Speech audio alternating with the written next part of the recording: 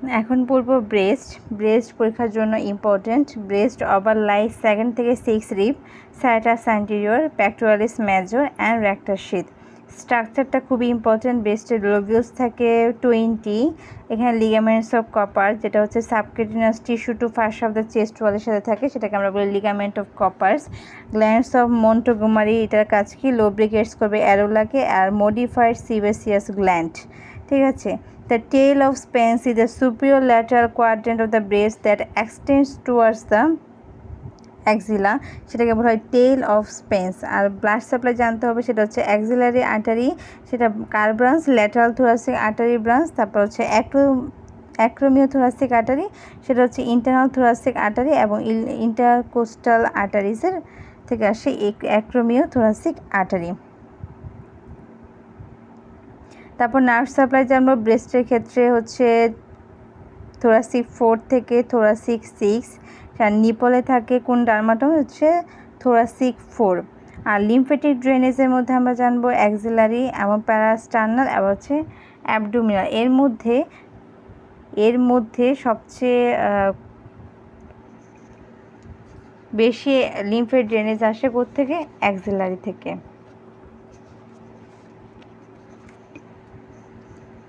Breast থেকে আমরা just এতটুকুই জানবো। তারপরে আমরা যে জিনিসটা পড়বো সেটা হলো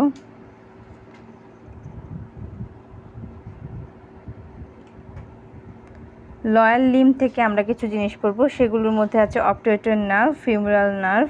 সেই অবটুয়েটর নার্ভের মধ্যে আমরা জানি অবটুয়েটর নার্ভ হচ্ছে ventral division of the anterior primary rami of the lumbar 2, 3 এবং 4। সেটা হচ্ছে নার্ভ অফ দ্য অ্যাডাক্টর কম্পার্টমেন্টের নার্ভ, অবটুয়েটর নার্ভ। আর ফিমোরাল নার্ভ সেটা হচ্ছে ডর্সাল ডিভিশন। ঠিক আছে, সেটা হচ্ছে dorsal division of the ventral rami of the lumbar 2, 3, 4। এগুলো রুট বেলে কিন্তু সেম দুইটার, একটা ভেন্ট্রাল ডিভিশন যেটা হচ্ছে অবটুয়েটর নার্ভ, আর ডর্সাল ডিভিশন হচ্ছে ফিমোরাল নার্ভ। এবং ফিমোরাল নার্ভের ক্ষেত্রে ব্রাঞ্চগুলো একটু দেখতে হবে, যে ট্রাঙ্ক থেকে যে ব্রাঞ্চ আসে সেটা হচ্ছে আইলিয়াকাস মাসেলের জন্য আর প্যাকটেনিয়াসের জন্য, নার্ভ টু আইলিয়াকাস বা নার্ভ টু প্যাকটেনিয়াস। আর ব্রাঞ্চেস কিন্তু অ্যান্টিরিয়র ডিভিশন থেকে যেগুলো আসে সেটা হচ্ছে nerve to sartorius, medial cutaneous nerve এবং intermediate cutaneous nerve. Posterior division থেকে আসে nerve to rectus femoris, vastus lateralis, vastus intermedius এবং ভাস্টাস মিডিয়ালিস এবং স্যাফানাস নার্ভ। এগুলো হচ্ছে ফিমোরাল নার্ভের ব্রাঞ্চ। এবং এইগুলো দিয়ে কিন্তু আমরা বুঝতে পারি যে কোন মাসেলগুলোতে ফিমোরাল নার্ভ সাপ্লাই দিচ্ছে। যেমন অবটুয়েটরের ক্ষেত্রে আমরা এখানে দেখব সুয়াস মেজর। দেন পেলভিসের মধ্যে আমরা পাবো lateral wall of the pelvis এবং এন্টার টু দ্য অবটুয়েটর ক্যানেলে যাবে, এবং থাইতে সেটা দুইটা ভাগ হয়ে যাবে। তাহলে অবটুয়েটর ক্যানেল জানলাম আমরা, তারপর আমরা জানলাম ফিমোরাল নার্ভ। আমরা এতটুকু জানলেই চলবে অবটুয়েটর এবং ফিমোরাল নার্ভ থেকে। তারপর আমরা যে জিনিসটা জানবো সেটা হচ্ছে গ্লুটিয়াস ম্যাক্সিমাস, গ্লুটিয়াস মিডিয়াস এবং গ্লুটিয়াস মিনিমাসের ক্ষেত্রে তাদের অরিজিন ইনসারশন। গ্লুটিয়াস ম্যাক্সিমাসের ক্ষেত্রে এটা অরিজিন নিচ্ছে outer surface of the ilium থেকে posterior surface of the sacrum এবং স্যাক্রোটিউবারাস লিগামেন্ট। আর ইনসারশন নিচ্ছে ইলিওটিউবাল ট্র্যাক্ট এবং gluteal tuberosity of the femur. আর নার্ভ সাপ্লাই হচ্ছে ইনফিরিয়র গ্লুটিয়াল নার্ভ। এই নার্ভ সাপ্লাই খুবই ইম্পর্টেন্ট এবং অরিজিন ইনসারশনও জানতে হবে।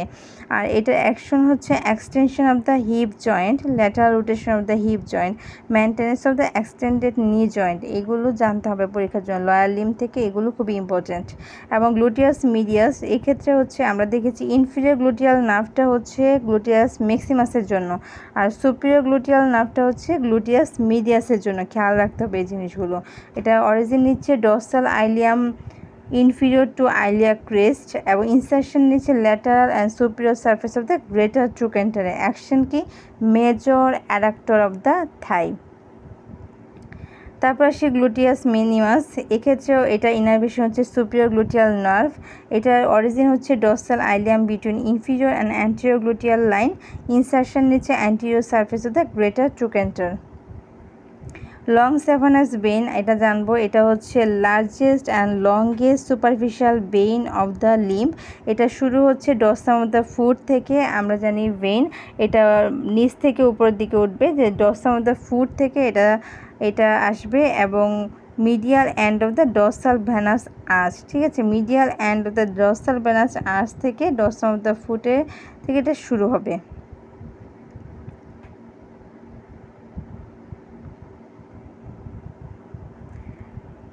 সো লং স্যাফানাস বেইন আমরা জানলাম, তারপর আমরা সে লার্জ স্যাফানাস বেইন জানলাম, তারপর আসে আমরা স্মল স্যাফানাস বেইন। স্মল স্যাফানাস বেইন এটা অরিজিনেট করে কোন জায়গা দিয়ে? এটা হচ্ছে lateral end of the dorsal venous arch. আমরা দেখেছিলাম যে medial venous dorsal venous arch থেকে আসে লং স্যাফানাস বেইন এবং ল্যাটারাল ডর্সাল ভেনাস আর্চ থেকে আসবে স্মল স্যাফানাস বেইন। সো এই জিনিসগুলো একটু দেখতে হবে। আর এখানে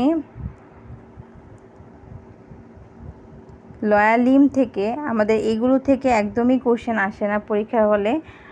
সো এগুলো থেকে গ্রস যেগুলো বললাম সেগুলো ইম্পর্টেন্ট পরীক্ষার জন্য, এগুলো দেখতে পারেন। তবে পরীক্ষাতে এগুলো থেকে এখনও পর্যন্ত কোনো কোশ্চেন আসেনি। যেটা এসেছে সেটা হচ্ছে এই গ্লুটিয়াস ম্যাক্সিমাস, মিডিয়াস আর মিনিমাসের নার্ভ সাপ্লাই অরিজিন ইনসারশন থেকে এবং অবচুইটাম এবং ফিউরাল নার্ভ থেকে। তারপর আসি ফিটাল স্কাল। ফিটাল স্কালের মধ্যে আমাদের এই মেজারমেন্টগুলো জানতে হবে। Biparietal 9.5 centimetre, bitemporal 8.5 centimetre, suboccipitobregmatic সেটা এগুলোর ক্ষেত্রে জানতে হবে। সাব অক্সিপিটো ব্র্যাগমেটিক পজিশনটা হচ্ছে অক্সিপিটাল পজিশন, এটা হচ্ছে 9.5 সেন্টিমিটার। অক্সিপিটো ফ্রন্টালকে আমরা বলি ভার্টেক্স পজিশন, সেটা হচ্ছে 11.5 সেন্টিমিটার। এবং ম্যান্টো ভার্টিক্যাল মানে হচ্ছে ব্রো পজিশন। এই যে পজিশন, এই যে নামের সাথে পজিশন এগুলো পরীক্ষাতে অনেকবার এসেছে, 14 সেন্টিমিটার। এবং সাব ম্যান্টো ব্র্যাগমেটিক হচ্ছে 9.5 সেন্টিমিটার। সাব অক্সিপিটো ব্র্যাগমেটিক অ্যান্ড সাব ম্যান্টো ব্র্যাগমেটিক দুটোই হচ্ছে 9.5 সেন্টিমিটার। এই যে ডার্মাটমগুলো, এই ডার্মাটমগুলো পরীক্ষার জন্য খুবই ইম্পর্ট্যান্ট। এই ডার্মাটম থেকে পরীক্ষাতে আসে। এই ডার্মাটমগুলো দেখতে হবে, শুধুমাত্র ফিগার দেখতে হবে। ফিগার দেখলেই যে কোনো জায়গার নাম দেওয়া থাকলে আপনি ডার্মাটমটা আনসার করতে পারবেন। যে এখানে দেওয়া আছে কোন রিজনের জন্য কোন ডার্মাটম। এলবো ফ্লেকশনের জন্য C5, রিস্ট এক্সটেনশনের জন্য C6, রিস্ট ফ্লেকশন এবং ফিঙ্গার এক্সটেনশনের জন্য হচ্ছে সার্ভাইকাল 7, ফিঙ্গার ফ্লেকশনের জন্য সার্ভাইকাল 8। এই যে এখানে যে জিনিসগুলো দেওয়া আছে এগুলো সবগুলো ফিগারের মধ্যে আছে। ফিগার দেখলেই কিন্তু আপনি সহজে বুঝতে পারবেন যে আপনি কোন সাইডে আপনি কোন ডার্মাটমটাকে বসাবেন।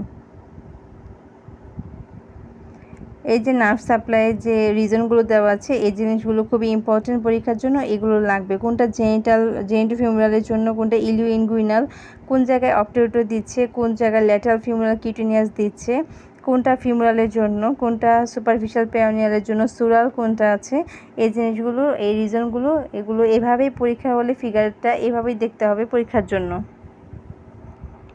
তারপর সে নার্ভ এন্ট্রাপমেন্ট, এটা থেকে পরীক্ষাতে কোশ্চেন আসে। এটা হচ্ছে পাস অ্যামাসোজি যখন পড়বেন তখন এই কোশ্চেনগুলো পাবেন।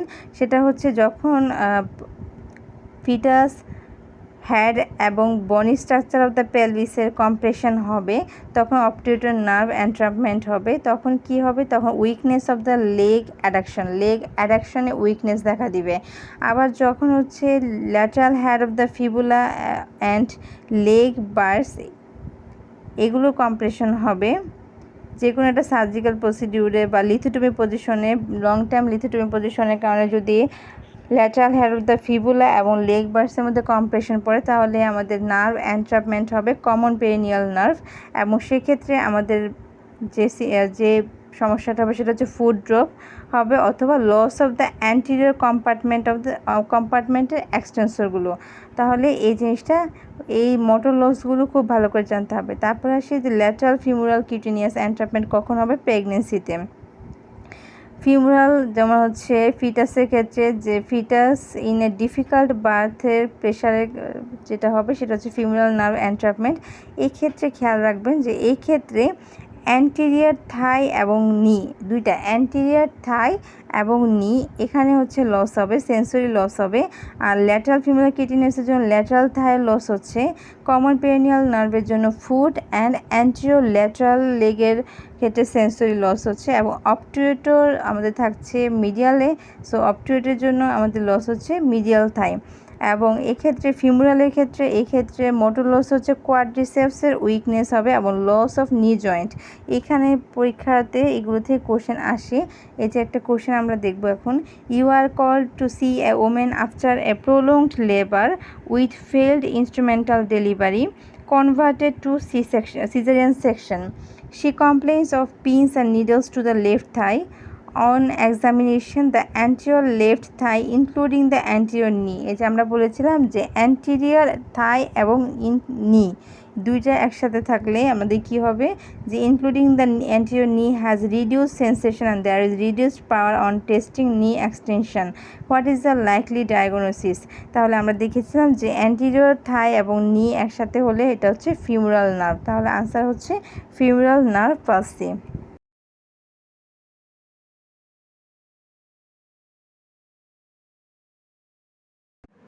এখন আমরা দেখব পেরিনিয়াল টিয়ারের গ্রেডগুলো।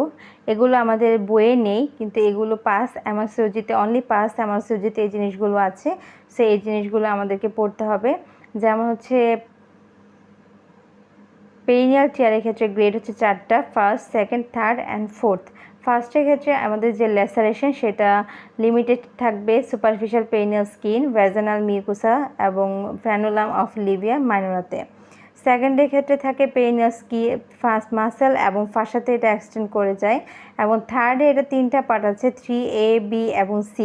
থার্ডের ক্ষেত্রে আমাদের এই যে টিয়ারটা সেটা থাকবে এক্সটার্নাল অ্যানাল স্ফিংটার পর্যন্ত, এবং যদি এই টিয়ারটা লেস দেন 50% থিকনেস থাকে তাহলে আমরা বলবো 3A, যদি মোর দেন 50% থাকে তাহলে বলবো 3B, এবং যদি এটা ইন্টারনাল স্ফিংটারকে টর্ন করে তাহলে আমরা বলবো 3C।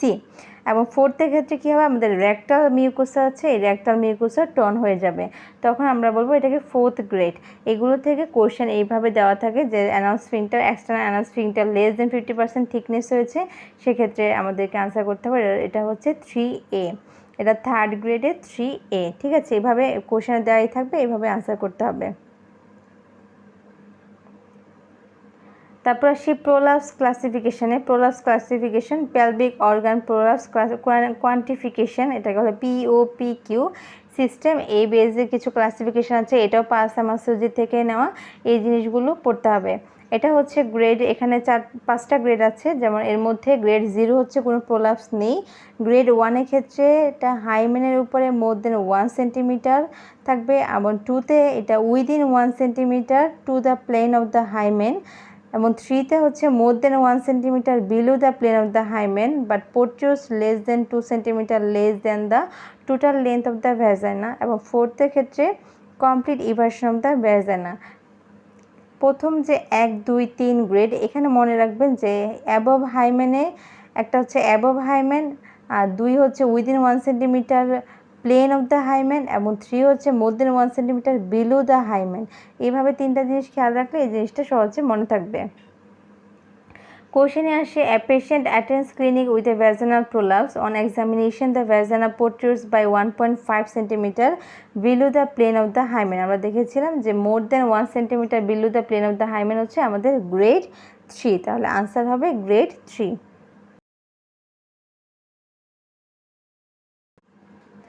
তারপর আসে অ্যান্ডোক্রাইন সিস্টেম। এখানে অ্যান্ডোক্রাইন সিস্টেমের ফিগারগুলো দেওয়া আছে যে কোন গ্ল্যান্ডগুলো কোন জায়গায় আছে।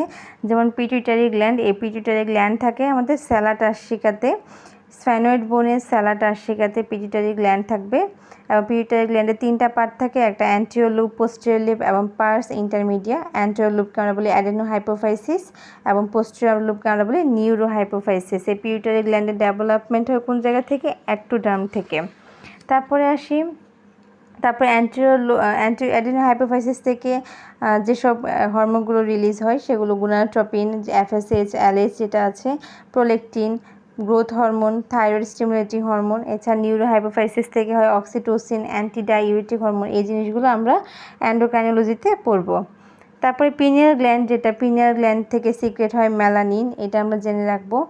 আর ফার্স্ট গ্ল্যান্ড যেটা হচ্ছে এমব্রায়োনিক ডেভেলপমেন্টের 24 ডেতে যেটা অ্যাপিয়ার করে, সেটা ফার্স্ট অ্যান্ডোক্রাইন গ্ল্যান্ড হচ্ছে থাইরয়েড গ্ল্যান্ড। ঠিক আছে, থাইরয়েড গ্ল্যান্ডের ক্ষেত্রে আমরা এতটুকু জিনিস জানতে পারি, সেটা হচ্ছে এটা আর্টারিয়াল সাপ্লাই হচ্ছে সুপিরিয়র থাইরয়েড, ইনফিরিয়র থাইরয়েড এবং থাইরয়েডা ইমা, এবং ভ্যানাস ড্রেনে superior thyroid vein, middle thyroid vein and inferior thyroid vein, এতটুকু আমরা জানতে পারি।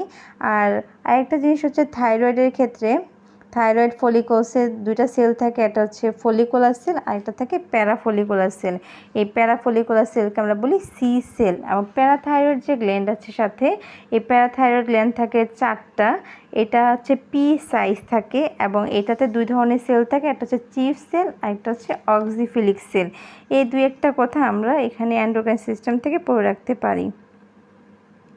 তারপর সেই নার্ভাস সিস্টেমের ক্ষেত্রে এগুলো থেকে আসলে এখনও কোশ্চেন তেমন আসেনি, তো তারপর আমরা একটু দেখে রাখি। নার্ভাস সিস্টেম থেকে আমরা একটু ক্লাসিফিকেশনটা পড়ে রাখি।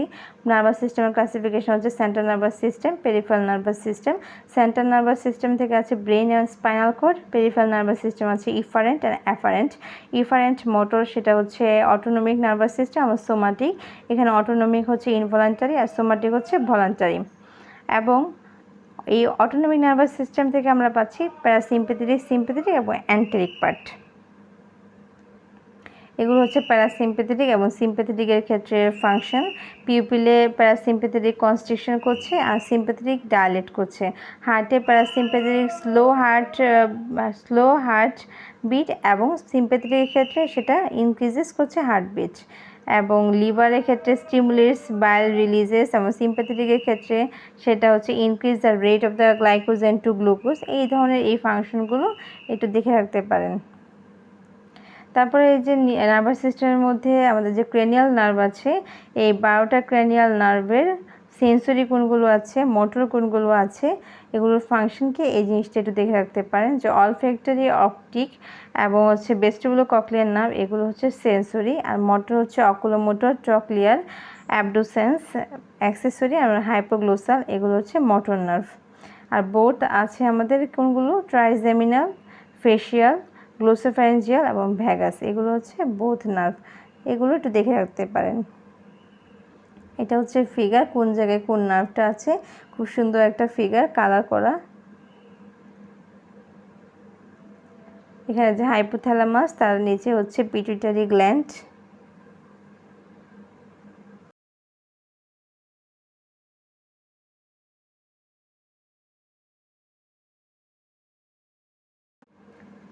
তারপর আসি সার্কেল অফ উইলিসের ক্ষেত্রে এখানে আমরা যে আর্টারি সাপ্লাইগুলো আছে সেগুলোর ফিগারটা আমরা খুব সুন্দর করে দেখব। কোন জায়গায় আমাদের ভার্টেব্রাল আর্টারি, কোনটা ভেসিকুলার আর্টারি, কোনটা পোস্টেরিয়র সেরেব্রাল, কোনটাকে আমরা বলি পোস্টেরিয়র কমিউনিকেটিং আর্টারি। তারপর ইন্টারনাল ক্যারোটিড আর্টারি কোনটা, মিডল সেরেব্রাল আর্টারি কোনটা, anterior cerebral artery, anterior communicating artery.